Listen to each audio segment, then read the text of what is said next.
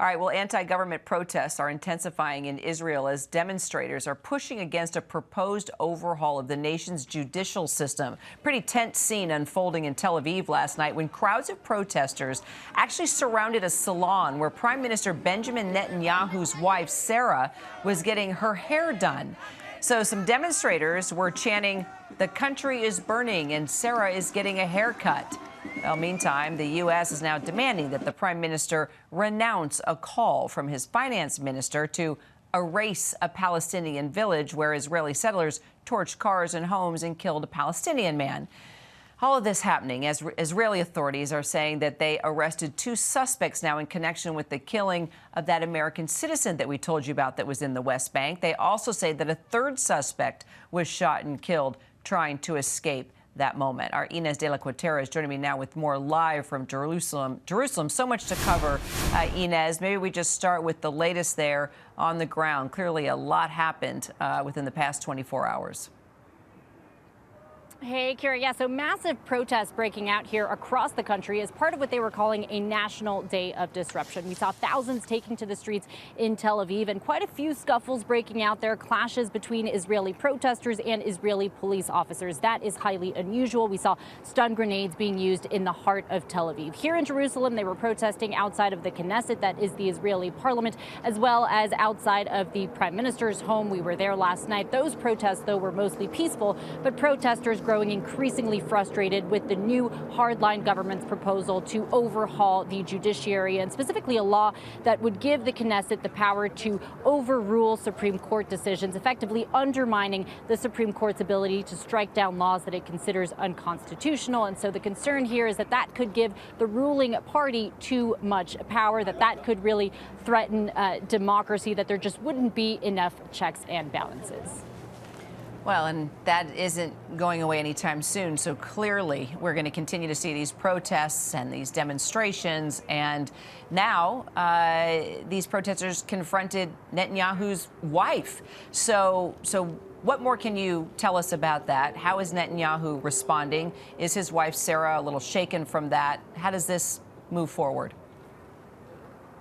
Certainly shaken. Yeah, Sarah Netanyahu, the prime minister's wife, is a controversial figure here, but she did face a tense situation yesterday when she was essentially stuck in a hair salon because of these protesters. So we understand that a protester figured out where she was, tweeted out her location, and within minutes, hundreds of protesters swarmed that hair salon in Tel Aviv. She was stuck there for hours until riot police had to come and get her out. The prime minister later tweeted a photo of the 2 of them embracing. He condemned the violence, but he's actually facing quite a bit of criticism for comparing those protests to what happened in Hawara. So Hawara, a town in the West Bank that was where there were horrific scenes of violence over the weekend. A mob of Israeli settlers, hundreds of Israeli settlers setting fire to dozens of Palestinian homes and cars and businesses there over the weekend. 1 Palestinian man was killed and over 360 Palestinians were injured. And so the prime minister, for comparing those protesters to the violence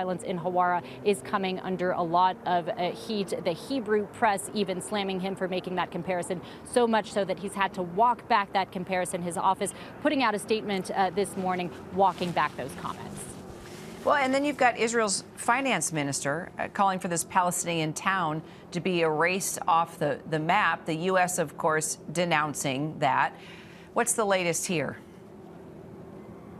Yeah, so the finance minister, Smotrich, is one of the most controversial figures that make up this new government. We should point out this is the most conservative government that Israel has ever seen. So this is the finance minister. He's also partially responsible for the West Bank. And he was talking about Hawara. He said that Hawara should be wiped out and that the state of Israel should wipe out Hawara. So that has outraged Israelis and Palestinians alike. It's outraged, a number of countries around the world, the U.S. included. The State Department spokesperson Ned Price was asked to respond to that. He called those comments disgusting, repugnant, and irresponsible. And he was calling on the Prime Minister Netanyahu to publicly disavow those comments. So far, though, Netanyahu has yet to say a word regarding his finance minister's comments, Kira.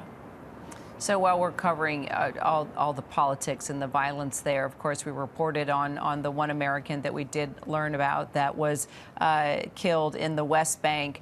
What more do we know about the investigation into that and the suspects that were involved? Bring us up to date.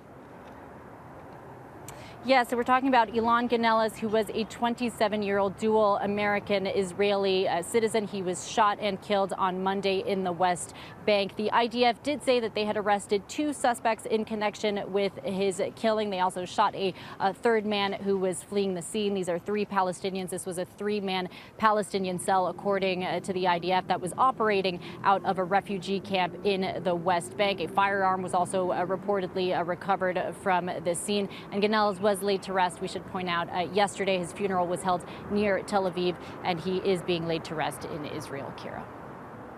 Inez de la Cuetara, thank you so much.